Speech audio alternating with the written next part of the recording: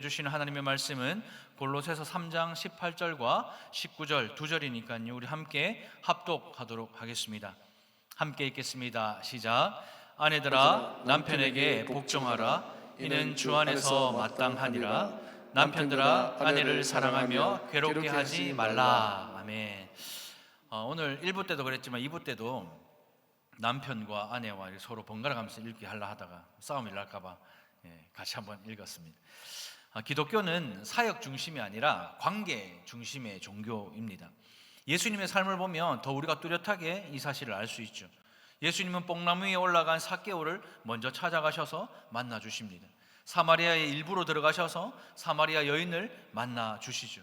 또 밤중에 남몰래 찾아온 니고데모를 예수님을 만나 주십니다. 또 가늠한 여인에게 돌을 던지려고 할 때에 그 여인과 돌을 던지려고 했던 자들을 만나 주신 것도, 또 예수님이 제자들을 부르실 때에 사역의 도구가 아니라 함께 동역하는 동역자로 만나주신 것도 이 기독교는 관계 중심적이라는 것을 우리에게 보여주는 것이죠. 그런데 창세기 3장에 가면 사람이 죄를 지으면서 하나님과의 관계가 깨어집니다. 하나님과의 관계가 깨어지면 필연적으로 사람과 사람의 관계도 깨어지는 것이죠. 그 깨어진 관계로 인해서 하나님과 사람 사이에만 문제가 생긴 것이 아니라 사람과 사람 사이에도 문제가 생겼습니다. 그렇다면 깨어진 이 관계를 어떻게 회복할 수 있을까요?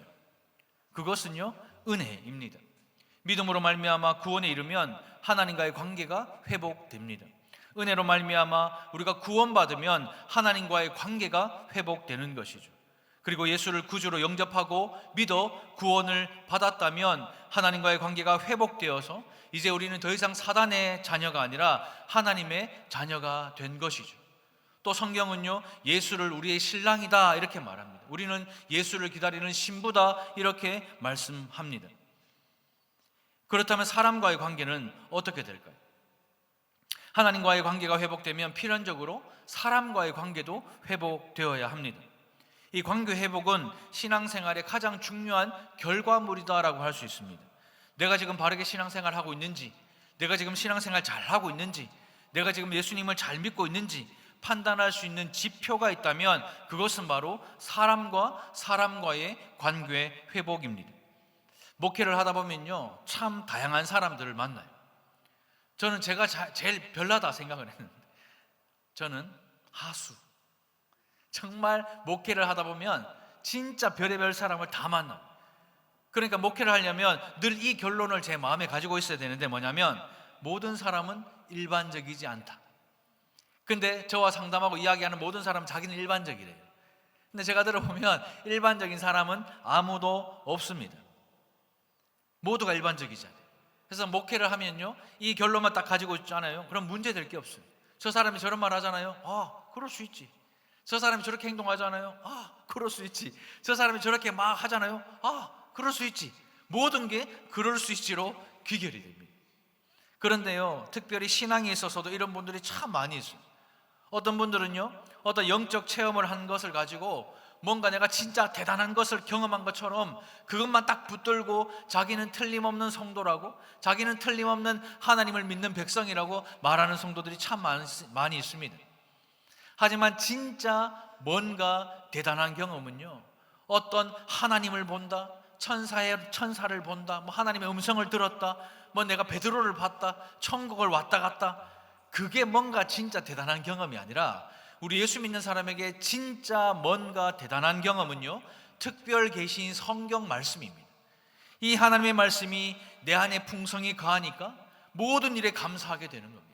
감사할 수 없는 상황 속에서도 감사하게 될 것이고, 감사한 게 하나도 없는 상황 속에서도 감사하게 되는 것입니다. 주 예수의 이름으로 일하고 주 예수의 이름으로 말하니까 모든 말이 감사하고 모든 일이 감사한 거예요. 이것이 진짜 뭔가 대단한 영적 체험인 것입니다. 지난주에 말씀을 들은 것처럼 여러분들 이번 한 주에 주의 이름으로 말하고 주의 이름으로 일을 하셨습니까? 그리고 여러분들의 입술에서 나오는 모든 말이 감사였습니까?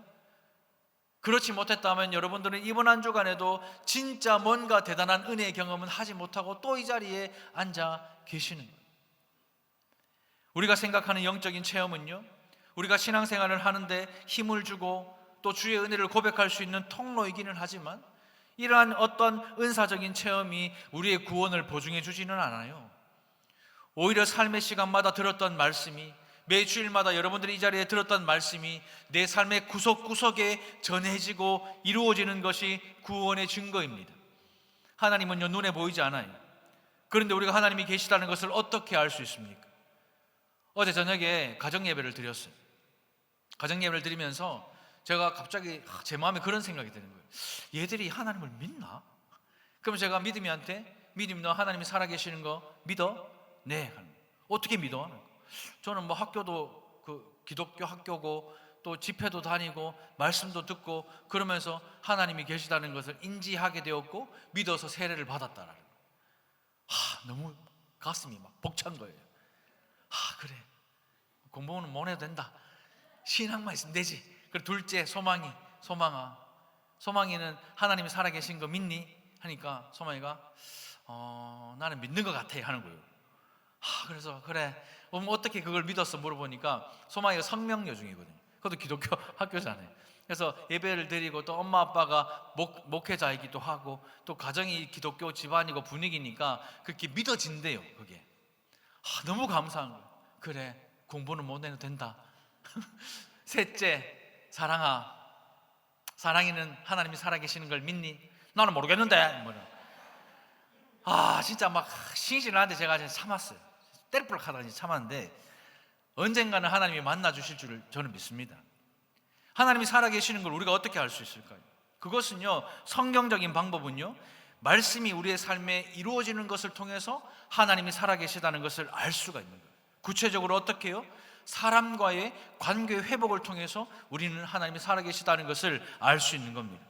오늘부터 몇 주간 이 관계에 대한 말씀을 나누려고 하는데요, 제가 의도적으로 한 게 아니라 성경 지금 골로새서 순서대로 돌아가다 보니까 성경이요, 먼저 오늘은 부부관계, 다음 주는 부모와 자식관계, 그 다음 주는 주인과 종, 또 회사에서 일하는 노사관계에 대해서 말씀을 가르치고 있어요. 근데 제가 이 순서대로 말씀을 준비하면서 보니까 하나님이 이 관계 중에서 가정을 얼마나 중요하게 생각하는지 다시 한번 깨닫게 되었습니다. 왜냐하면 가정은 이 교회의 근본입니다. 가정을 중요하게 생각하면 이 교회를 중요하게 생각할 수밖에 없다라는 거죠. 그래서 가정은 가장 작은 단위인 교회인 것입니다.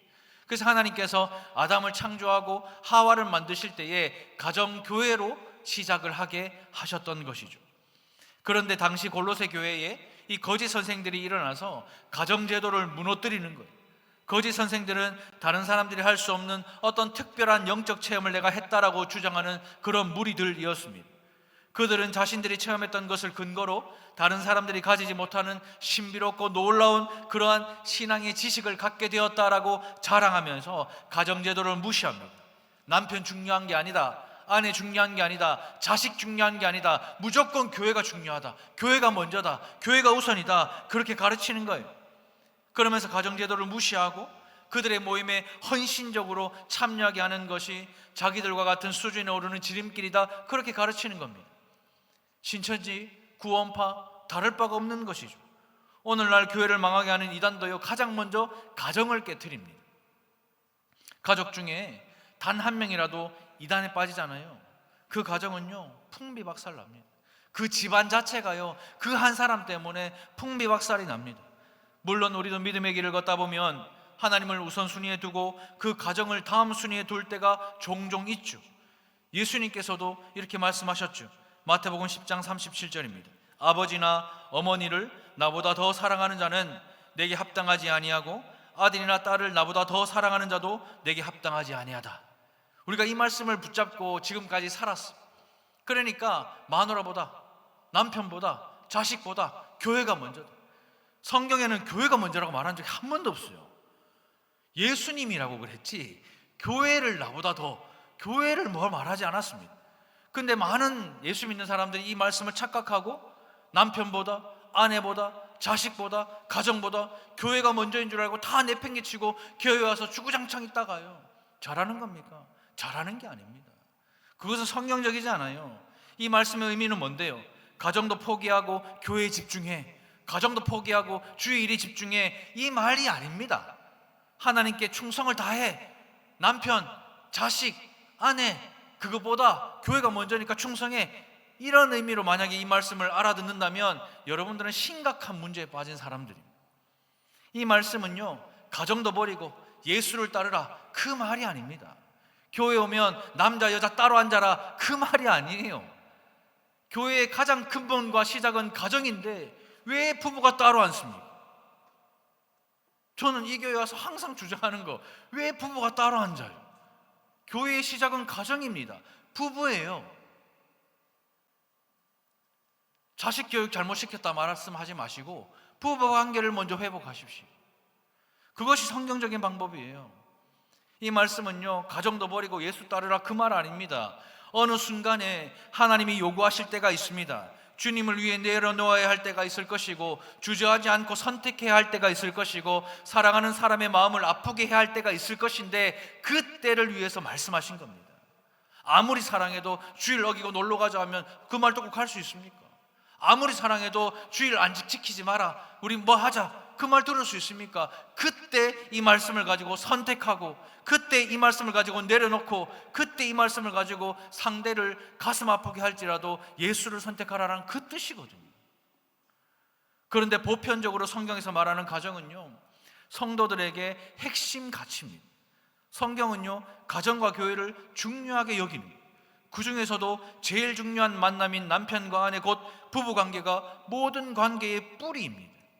그래서 부모와 자식과 노사관계 중에 성경을 보면 부부관계를 제일 먼저 다루고 있는 것이 그 이유 때문입니다. 근데요, 부부관계 쉬워요, 어려워요? 쉽습니까, 어렵습니까? 한번 얘기해 보십시오. 쉽다 하시는 분들 예배 마치고 저를 좀 만나가시고 한번 나도 배우고 싶다. 부부관계가 쉬워요, 어려워요? 어렵죠. 결코 쉽지 않은 것이 부부입니다. 아니, 나 하나도 책임지기 힘든데 결혼해서 서로를 책임져야 한다는 것은 상당한 고난이 따르는 거예요. 사실 결혼은 사람의 필요에 의해서 만들어진 게 아닙니다. 사람이 죄를 짓기 전에 하나님이 세우신 제도가 바로 결혼입니다. 사람이 혼자 있는 것이 좋지 않다, 성경에 이 말씀 나오죠. 이 말씀은 뭐냐면 혼자 있으면 할 수 있는 것이 아무것도 없다는 뜻입니다. 남자 혼자 내필이 놔두면 할 수 있는 것이 하나도 없어요. 여자 혼자 내필이 놔두면 할 수 있는 것이 하나도 없습니다. 그 뜻이거든요. 내일 서민석 전사님 결혼하잖아요. 결혼 이야기가 나오기 전까지 그냥 총각이었어요. 제가 볼 때는 그냥 청년이었어요. 근데 이제 결혼 이야기가 나오고 결혼 준비를 하는 거 제가 옆에서 보니까 이제 어른이 되고, 이 결혼하면 상투 튼다는 말이 뭔 말인 줄 알겠더라고요. 점점 어른이 되어져가. 그게 뭐예요? 책임이거든요. 부부관계는 모든 관계의 근본이고 성경과 교회가 핵심적으로 여기는 가치가 바로 부부관계입니다. 주변을 보면요, 결혼 후에 일정 시간이 지나면 부부관계가 깨어지는 경우가 있죠. 부부관계가 깨어지면 남편과 아내는요, 서로에게 더 이상 기대하지 않고 기대지 않습니다. 그리고 자식 붙들고 살아요. 근데 그런 가정 보면 자식은 대부분 망가지는 데가 대부분입니다. 우리 사회에서 가정 문제가 생기는 이유는 하나의 부부를 통한 자녀 교육이 아니라 각각의 배우자가 자식을 직접 붙들고 가르치려고 하기 때문에 망하는 거죠. 그래서 언제나 가정교육은요, 부부관계를 올바르게 하는 것이 먼저입니다. 금쪽 같은 내 새끼 프로그램 아시죠? 저도 진짜 자주 보거든요. 금쪽 같은 내 새끼 프로그램 보면은 문제 아이가 나와요. 근데 문제 아이가 처음 딱 등장하면 뭐 저런 게 있노 싶어요. 이야, 이렇게까지 한다고? 막 엄마를 주먹으로 치고 발로 차고 춤 뱉고 욕하는 거는 기본이고요. 사회생활도 안 되고요. 아무것도 안 돼. 그냥 학교 가도요, 아무것도 못하고 진짜 엉망진창인 아이가 등장을 합니다. 그러나니까 TV까지 나오겠죠. 그래서 처음 시작할 때는 많은 사람들이 와, 저거 인간 되겠나? 야, 저래가지고 살겠나? 이 얘기하는데 프로그램 딱 후반부에 가잖아요. 대부분 하는 말이 뭔지 알아요? 저러니까 아가 저렇지, 이래요. 아마 보신 분들은 다 공감을 할 겁니다. 처음에는 아 욕을 그래 하더만 나중에는 부부가 아이를 양육하는 모습을 보면 대부분 다 저러니까 애가 저렇지 말이 나와요. 엄마가 저러니까 애가 저렇지, 아빠가 저러니까 애가 저렇지, 엄마 아빠가 저러니까 애가 저렇지, 이런 말이 나옵니다. 기독교인 우리는요, 성경적인 영향을 받아야 되는데 이 한국의 기독교인들은 유교적인 영향을 정말 많이 받았어요. 유교는요, 부모와 자식과의 관계를 천륜이라고 해요. 그리고 부부관계를요, 일륜이라고 합니다. 그러니까 부부관계보다 부모와 자식을 더 위에 둬요. 천륜이라고 말하고 일륜이라고 말해요. 그러니까 천륜을 못 끊는다 이렇게 이야기하거든요. 그건 유교입니다. 근데요, 성경은 완전히 반대입니다. 성경에서는요, 부부가 먼저예요. 모든 관계의 시작이 부부로부터 시작합니다. 우리가 촌수를 따질 때도 부부는 무촌이고요, 자식은 아무리 귀해도 일촌이지. 벌써 부부관계와 자식관계의 관계는 거리가 있어요. 그러므로 부부관계와 가정을 말씀의 터 위에 잘 세우는 것이 굉장히 중요하다라는 겁니다. 그렇다면 어떻게 해야 부부관계를 말씀의 터 위에 잘 세울 수 있을까? 오늘 말씀은 이 고민에서부터 시작이 되었는데요, 첫 번째는 이것입니다. 같이 한번 읽어보겠습니다. 시작. 아내는 남편에게 복종하십시오. 18절을 보면요, 아내들아 남편에게 복종하라, 이는 주 안에서 마땅하니라. 이 부부관계에서 가장 먼저 나오는 말씀이 누가 누구에게 복종하라고 하죠? 자, 여자들 한번 대답해 볼까요? 누가 누구에게? 아내들이 남편에게, 여자가 남자에게 먼저 복종하라라는 말씀을 성경은 합니다. 지금은 환희 성도 막 일하려고 지금 어디서 지금 이거 못 받아들인다. 지금 뭐 들썩들썩하네 보니까 막 내가 못 받아들인다. 시대의 사조가 그래요. 시대적인 사조가 남자 여자 동등하지, 뭔 놈의 남자는 가장이고 뭐 이런 게 요즘 세상에 어디 있습니까? 복종. 야, 참 이게 말이 좋아 복종이지, 뭐 복종할 만해야 하지 지금 막 생각하죠. 그런데 시대의 흐름을 쫓아가지 말고 성경의 말씀대로 따라가십시오. 하나님은요, 가정에서 지도하는 역할을 남편에게 맡기셨습니다. 그래서 남편을 머리로 여기고 존중하며 그에게 복종함으로 아내의 역할을 감당하라라고 성경은 말씀하고 있습니다. 살림 아무리 잘 살고 자식 아무리 잘 키워도 이 부분에서 실패하면 모든 것을 실패한 것입니다. 실제로요, 제가 이런 설교하면요, 몇몇 사람들은 이렇게 반문합니다. 아니 목사님, 아니 존경할 만해야 존경할 거 아니에요, 그죠? 뭐 거기 그때 예? 맞죠? 또 아니 복종할 만해야 복종할 거 아닙니까? 근데요, 여러분들 주위를 한번 보십시오. 그럴 만한 남자 있습니까? 가끔씩 보는 옆집 아저씨는 그럴 수 있어요. 가끔씩 보는 옆집 아저씨는 깍듯하게 인사하고 어디 가세요? 친절하게 하니까 그럴 수 있는데, 그 사람하고 사는 그 아줌마한테 한번 물어보이소. 대반의 얼굴 갑니다. 대반에 살아봤어요? 막 잠시 막 1분만 살아보였어, 막 그런 말 나오나? 이 말 안 나올까요? 나오죠. 왜요? 그런 사람은 없다. 남편과 아내의 관계에서 존경할 만한 조건을 요구하거나 찾으면 세상에서 존경할 만한 사람이 몇이나 되겠습니까? 성경은요, 존경할 만한 남편을 존경하라 말하지 않아요. 또한 복종할 만한 남편에게 복종하라 그렇게 말씀하지 않습니다. 여인들이 주님을 경외하고 사랑한다는 것을 드러낼 수 있는 가장 중요한 표현이 주께 복종하는 것인데, 더불어 보이지 않는 하나님께 순종한다는 것을 나타내는 첫 번째 표현이 눈에 보이는 남편에게 복종하는 것이다 말씀하는 것입니다. 남편에게 복종하지 않으면서 주님을 내가 잘 섬긴다는 것은 가짜예요. 남편에게 복종하지 않으면서 내가 교회를 열심히 한다는 것, 그 가짜입니다. 눈에 보이지 않는 하나님을 잘 섬기고 순종하는 것은 눈에 보이는 남편을 섬기고 복종함을 통해서 드러나고 나타나는 겁니다. 우리가 하는 신앙생활은요, 그냥 뭐 막연하게 마음속에 있는 것이 아닙니다. 구체적으로 드러나고 표현되는 것입니다. 그러므로 아내들이요, 남편을 존중하고 남편에게 복종하십시오. 아무도 아멘 안 하죠. 진짜 내 어지간하면 아멘 할 건데, 그죠? 진짜 막 어지간하면 내가 아멘 할 건데 안 하는 이유가 있습니다. 마음에 내키지 않는 부분이 있으니까. 뭘까요? 이겁니다. 이 단어가 마음에 내키는 거예요. 뭐요? 복종. 복종? 야, 내가 뭐 딴 거는 몰라도 이 복종은 나는 못한다. 왜요? 조선시대도 아니고 무슨 복종이나 지금, 그죠?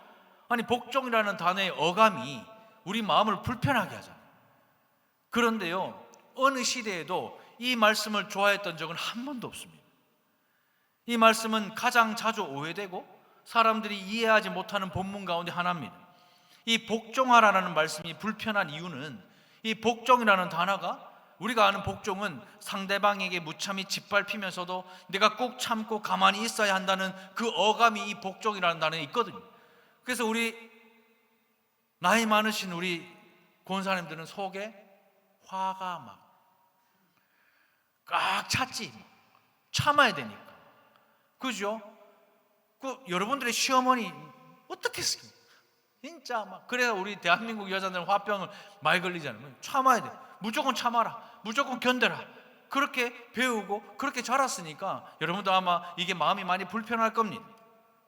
한국 정서상 굴욕적이고 비참한 속박, 그걸 의미하는 것 같고, 뭔가 남편에게 종속되는 것 같고, 또 우리가 일제한테 또 한번 복종을 당해봤으니까 그러한 모든 감정들이 다 짬뽕 되니까 복종, 지금 한희성도 옷 벗었다. 지금 복종 말도 안 된다 이렇게 생각할 겁니다. 그래서 남편에게 복종하라고 할 때 남편들이 아내에게 말을 함부로 하고, 아내는 내가 하고 싶은 말이 있어도 내가 한마디도 못하고 내가 그냥 꾹 참고 고개 숙이는 그런 그림이 연상되니까 불편한 거예요. 하지만 여러분들, 성경은요 그런 뜻이 아닙니다. 이 18절에 부부에 관련한 말씀을 성경을 보면요, 아내들아 남편에게 복종하라 라고 되어 있지만, 이어서 나오는 20절에 보면 자녀들아 부모에게 순종하라 되어 있고, 22절에 보면 종들아 상전에게 순종하라 이렇게 되어 있어요. 아니, 부부는 복종이라는 단어를 쓰고, 부모와 자식은 순종, 또 회사에 나가서 사장과 또 직업, 직장, 주인과 종, 거기는 순종이라는 단어를 써요. 우리 개역개정 성경이. 그러니까 아니, 순종하면 좀 그래도 내가 좀 센 사람이 아니라서 순종할 수 있는데 복종은 나는 못한다. 이게 계속 여기서 자꾸 이제 우리 마음을 불편하게 하는 거예요. 근데 한글로 보면 복종이 훨씬 더 거칠고 강한 느낌을 주죠. 근데 순종은 훨씬 더 부드러운 느낌을 주지만 원문 성경을 보면 반대로 되어 있어요. 원문에 보면 이렇게 되어 있습니다. 아내가 남편에게 하는 복종은 뭐라고요? 자발적인 복종이에요. 자발적인, 무조건 억압하고 강제적으로 강압하는 그런 복종이 아니라 사랑하는 마음으로 자발적인 복종이고, 자녀가 부모에게 하는 순종, 또 종이 주인에게 하는 순종은 뭐라고요? 의무적이고 강제적인 복종입니다. 그러니까 우리말로 복종, 순종을 보니까 우리가 불편하지만 성경의 원래 언어의 뜻을 보면요 자발적인 복종이고, 부모와 자식 또 회사나 직장에서는요 의무적이고 강제적인 복종입니다. 뭐가 나아요? 뭐가 나아요? 자발적인 복종이 나은 거잖아요. 우리말에서 풍기는 복종의 어감이 이렇게 달라요. 한 남자와 한 여자가 대체로 20, 30년 자기 인생을 삽니다. 각 가정에서 따로 인생을 살다가 몇 년 안 만나서 결혼을 하고 가정을 꾸밉니다. 우리 서전도사님은 몇 달을 안 만나서 결혼을 하거든요. 처음에는 사랑만 있으면 된다 생각을 하죠. 근데 살다 보면 그게 아니라는 사실을 빨리 깨닫게 됩니다. 남자와 여자가 결혼해서 한 가정을 이루는데 사랑만 필요한 것이 아니더라고요. 사랑만 필요한 건 한 석 달, 길면 3년 딱 지나가면 사랑만 필요한 게 아니라는 사실을 깨닫게 됩니다. 제가 그래서 오늘 이 말씀을 준비하면서 찾아봤는데, 이것이요 우리 그냥 기본적으로 우리 인생에서 나오는, 사람에게서 나오는 호르몬이 그렇답니다. 결혼하면 호르몬이 분비가 돼가지고 정말 사랑하니까 콩깍지 씻다는 말이 그 말. 호르몬이 분비되니까 모르게 예뻐 보여. 그죠? 결혼하기 전에 금방 결혼해서는 하지 마라 하는 것도 해도 예뻐 보이고, 그죠? 말 안 해도 막 하는 거 너무 좋아 보이는데 나중에 그게 없어지면 하지 마라 하면 하지 마라 했지. 말 안 하면 시키자는지 하지 마라 뭐 이렇게. 왜요? 사랑하지 않아서가 아니라 우리 몸에서 호르몬이 분비가 안 된대요. 제가 해보니까 그렇더라고요. 남자와 여자가 결혼해서 한 가정을 이루는데 사랑만 필요한 것이 아니라 진짜 필요한 것은 질서가 필요한 거예요. 이 질서는 계층적인 질서가 아니라 기능적인 질서를 말하는 겁니다. 이 기능적인 질서가 가장 잘 살아나야 두 공동체가 가정과 교회인데요, 가정도 그렇고 교회도 그렇고 계급의 높낮이, 그게 아니라 기능적인 질서가 잘 살아나야 가정도 교회도 아름답게 변화되는 것입니다. 그런 면에서 가정과 교회는요, 일치하는 독특한 연결점을 가지고 있는데, 이 교회는요, 가정의 확장판입니다. 가정에서 불화가 있으면 교회에서도 반드시 불화가 있어요. 가정이 아름다우면 교회와도 모든 것이 아름답습니다. 두 공동체는 위계적인 질서가 아니라 기능적인 질서가 지배하는 공동체거든요. 하나님은 남자와 여자의 재능이나 자질과 관계없이, 계층의 높낮이나 우열과 관계없이 하나님의 창조의 목적을 각각의 역할에 딱 맞도록 남자와 여자를 창조하신 겁니다. 그리고 그 역할에 맞게 실현하기 위해서 기능적인 질서를 토대로 남자는 머리가 되고 여자는 몸이 되도록 그렇게 만드신 거예요. 그래서 교회의 머리는 예수 그리스도고 그 몸은 우리이잖아요. 아내들은요, 하나님이 세우신 질서에 자발적으로 복종하는 것이 회복입니다. 굳이 어디 가서 상담받거나 그렇게 안 하셔도 돼요. 그냥 자발적으로 복종하면 회복이 이루어집니다. 남편에게 자발적으로 복종하지 않으면서 하나님께 내가 자발적으로 순종한다는 말은 모순인 거예요. 남편에게 복종하는 것은 곧 하나님이 세우신 질서에 복종하는 것입니다. 만약 교회 잘 나오고 직분도 있는데 내가 이 말씀을 따르지 못한다면 여러분들 그 불신앙이고 엉터리 신앙입니다. 가정에서 남편에 대한 복종이 안 되는데 교회에서 목사에 대해, 장로에 대해 복종이 될까요? 안 되죠. 그건 가짜입니다. 그러므로 아내는 남편에게 자발적으로 복종하시기를 주님의 이름으로 축복합니다. 축복합니다. 두 번째는요, 이것입니다. 같이 한번 읽어볼까요? 시작. 남편은 아내를 사랑하십시오. 19절을 보면요, 남편들아 아내를 사랑하며 괴롭게 하지 말라 이렇게 되어 있어요. 남자들은 존재론적으로, 여자들 잘 들으세요, 남자는 존재적으로 타고난 은사가 여자를 괴롭히는 거예요. 이건 제 말이 아니고 성경에 있는 말이에요. 여자를 괴롭힙니다. 아담도 보세요. 뼈 중에 뼈리요 살 중에 살이라고 그렇게 해놔놓고 장면 하나 넘어가면 이 여자가 막 그래. 남자는요, 남자의 놀이는 뭔지 알죠? 여자들 어릴 때 놀이는 고무줄 놀이잖아요. 남자 놀이는 뭐예요? 고무줄 끊는 거예요. 그게 남자의 놀이입니다. 그러니까 이미 남자는 존재로부터 이미 여자를 괴롭히기 위해서 태어난 존재입니다. 그러니까 그렇게 성장을 해도 결혼하면 아내를 괴롭히는 거예요. 이거는 존재론적으로 그런 겁니다. 여러분들 오해하지 마. 아기를 가지고 괴롭히는 게 아니고 그냥 우리의 존재가 그래요. 무조건 고무줄 끊고 막 이래야 이게 우리가 안정감을 누리고 막 그런가 봐.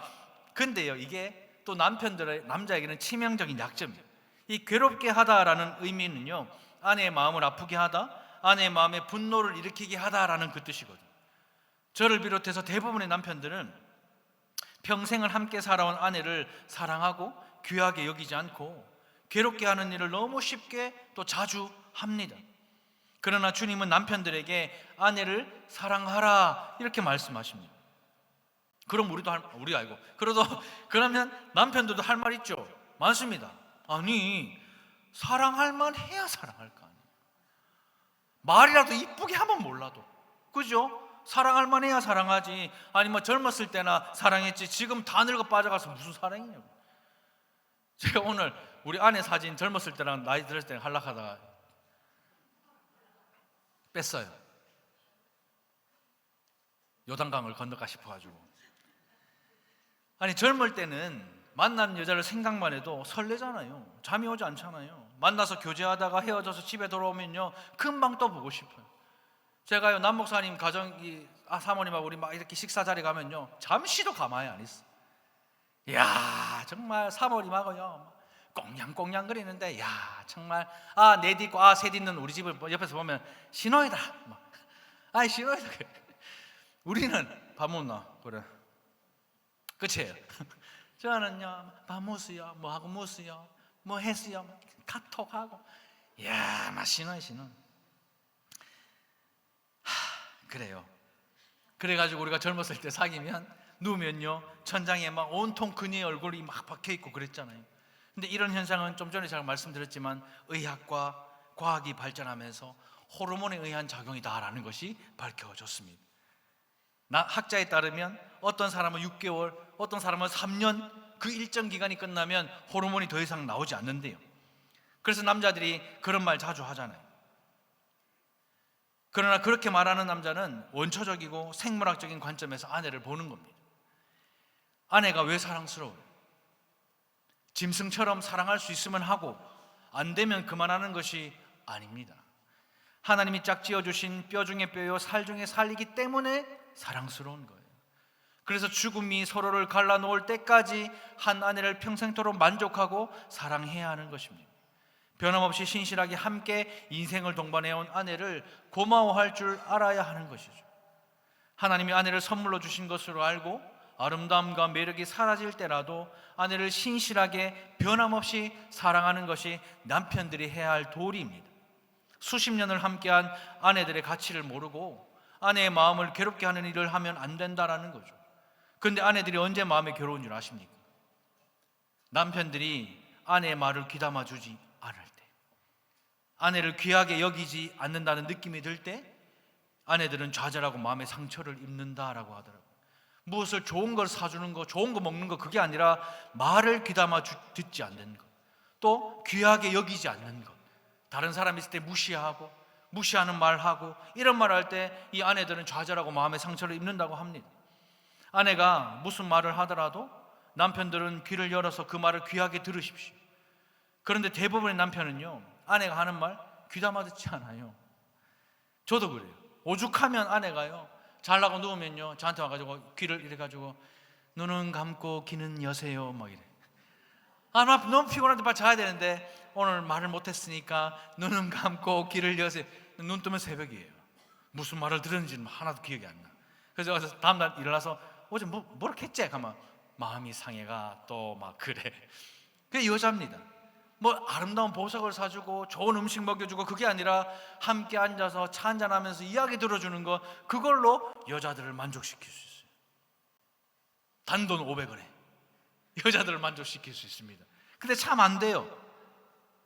그 왜 안 되는 줄 알아요? 남편들의 심리가 사랑하는 아내보다 그냥 하숙집 주인 아줌마 같은 아내를 원하기 때문에, 그냥 하숙집 주인 아줌마 하고 살면 좋겠다라는 남편들의 심리가 있습니다. 뭔지 아세요? 삼시세끼 내가 좋아하는 반찬 잘 준비해주고 따뜻한 밥 때마다 지어주고 방긋방긋 웃으면서 맞아주고 인격적으로 모독하는 말, 듣기 싫은 소리, 무시하는 말 안 하기를 바라는, 그런 아내는 있다 없다? 없어요. 하숙집 아줌마도 그렇게는 못해. 없어요. 천국 가도 아마 없을 겁니다. 남편들이 아내들의 말을 제대로 귀담아 듣지 않고 아내의 마음을 헤아려 줄 줄도 모르고 무조건 그냥 화만 내니까 아내들이 얼마나 괴롭고 마음이 아프겠습니까?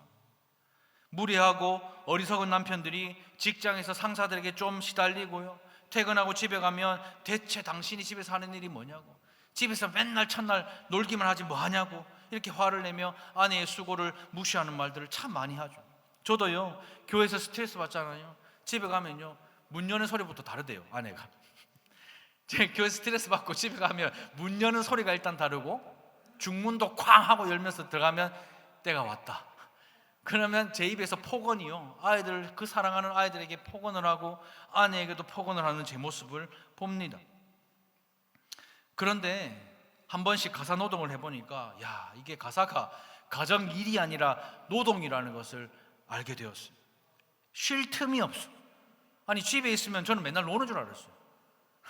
유튜브 틀어놓고 우아하게 햇살 맞으면서 커피 한잔 하면서 하고 한번 잡으면 또 한숨 자고 또 전화하고 싶으면 전화 돌려가 막 이렇게 수다 떠는 줄 알았어요. 근데 계속 뭔가를 해야 돼. 근데 진짜 충격적인 사실은 가사노동은 아무리 해도 별로 티가 난다 안 난다? 안 난다는 게 문제죠. 아마 우리가 아내와 역할을 남편들이 바꿔가지고 아마 한두 주만 하면 진짜 나가 떨어질 거예요. 그래서 여자는 약한데 엄마는 강하다는 말이 여기서 나온 거예요. 애를 키우는 거 보십시오. 오죽하면요 이제는 놀러 올 때보다 갈 때가 더 반갑다는 거예요. 왜요? 그만큼 힘들거든. 남편들은 그 수고를 몰라줘요. 자녀를 양육하고 가사일 하는 거 진짜 쉽지 않습니다. 거기다가 만약 아내가 일하잖아요, 업어줘야 돼. 그래서 저는 우리 아내한테 일을 안 시켜요. 업을 수가 없기 때문에. 여자들이요 왜 더 괴로울까? 생각해 보면 남자는 사회에서 뭔가 이루는 것이 있잖아요. 인정받는 것이 있습니다. 그런데 아내는요, 결혼하는 그 순간부터 남편의 뒷바라지 하지요. 또 누군가의 아내, 누군가의 엄마예요. 자식 뒷바라지 하면서 누군가의 엄마가 되는 겁니다. 자기가 없어지는 거예요. 이름이 없어져. 그냥 존재가 없어지고 누구 아내, 누구 엄마, 선생님, 사장님, 원장님 이렇게 불리지 옥주야 이렇게 잘 안 해요. 그런데도 남편들은 아내의 마음을 헤아려 주지 못합니다. 받을 수 없는 사랑을 받는 것처럼 아내의 수고를 인정하고 알아야 감사할 수 있는 거예요. 그럼에도 남편들이 아내를 무시하는 언행을 계속하면 아내의 마음이 다치죠. 남편들은 힘을 다해 아내를 사랑하고 평생을 함께한 아내를 전심으로 고마워하고 분에 넘치는 사랑과 섬김을 받았다는 그 사실을 인정하고 늘 아내에게 감사를 전하시기를 주님의 이름으로 축복합니다. 남자들 소리가 여전히 적네요. 왜냐하면 우리는 괴롭히기 위해 태어난 자들이기 때문에 그래요. 말로 사랑하고 말로 괴롭게 하지 마십시다. 그것이 사랑입니다. 이번 한 주 마음껏 사랑을 고백하는 그런 남편들이 되시기를 주님의 이름으로 축복합니다. 말씀을 맺을게요. 깨어진 질그릇 같은 우리 인생은요, 불완전합니다. 남편도 아내도요, 다 불완전합니다. 이렇게 불완전한 사람들이 서로 만나 가정을 이루고 맞춰 살아간다는 게 기적과도 같은 것이죠. 아내는 힘을 다해 복종하고 남편은 힘을 다해 사랑합시다. 서로 할 수만 있다면 예수 그리스도처럼 자신을 희생하며 사랑하려고 애쓰지만 그 삶을 뒤돌아보면 한없이 모자란 거예요. 그러니까 그렇기 때문에 우리에게는 이 은혜가 필요한 겁니다. 제가 이 달산교회 와서요, 우리 김경혜 의사님이 보아스 합창하신다 해가지고 제가 갔어요. 그래서 제가 아내랑 가면서 처음에 첫 갈 때 저는 이게 이제 성호장님한테 말씀드렸거든요. 처음 갈 때 제가 아내랑 내기를 했어요. 성호장님이 온다 안 온다? 저는 안 온다. 김성호장님, 내가 아는 김성호장님 절대 안 온다. 근데 아내는 근데 올 것 같은데 하는 거예요. 근데요, 진짜 제가 충격받은 게 꽃다발을 사가 오신 거예요. 제가 진짜 너무 사실 놀랐어요. 이 보이는 게 다가 아니다라는 사실을 그때 다시 깨닫고 몇 번이나 말씀을 드렸습니다. 사랑은 저렇게 하는 거죠. 표현하는 거죠. 교회에서는 무뚝뚝하게 이렇게 있으실지 몰라도 가정에서는요, 항상 사랑을 표하고 항상 가신대요. 제가 진짜 너무 놀랐어요. 사실 놀랄 일도 아닌데 그거 당연한 건데 그런 우리의 삶인 것 같습니다.